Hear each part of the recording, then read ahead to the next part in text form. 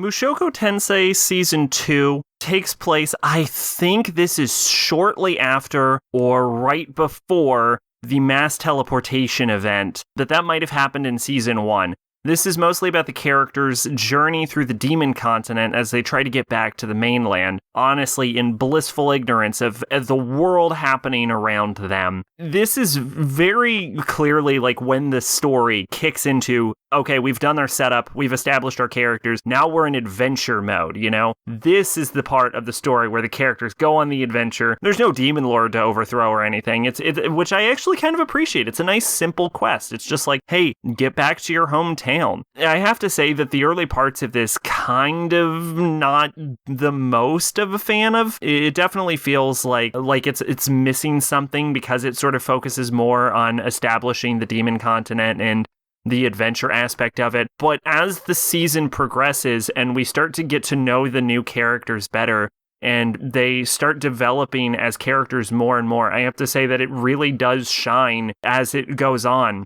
Especially with the absolutely, like, incredibly engaging, like, Paul subplot that happens in one of these, Rudius's dad. Just very, like, it hits you in the feels, kind of, the whole segment, honestly. Rudius, like, going into a sort of depressive state at one point, the fight against Orsted. Oh, this season is so good. I probably cannot recommend Mushoku Tensei enough if you have even a sort of passing interest in sort of, like, adventure fantasy series. I will say that towards the end, something happens that sort of made me like almost dislike Eris, but then it immediately cuts to her perspective, and I'm like, okay, I totally understand where she's coming from. You know what I'm saying? And I have to say that this season introduces like cutting away from Rudius's perspective, which wasn't something I actually thought it would have done. When it did it the first time, I thought it might be a one-off thing, but no, it starts getting more engaged and fleshing out the world and its characters, and it actually works really well. And of course, it also we engage more with the mysterious figure, the man god, who I just really enjoy his sort of laissez-faire, Loki-esque persona. This is just a really good show, and I'm glad to hear it's getting another season.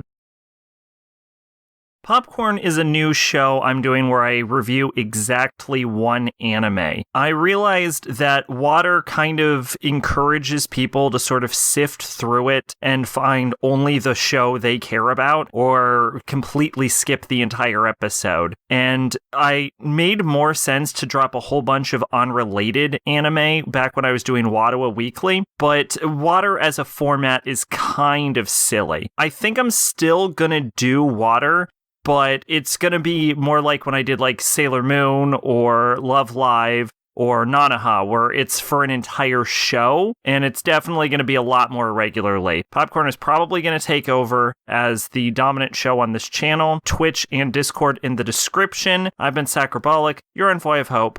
Bye-bye.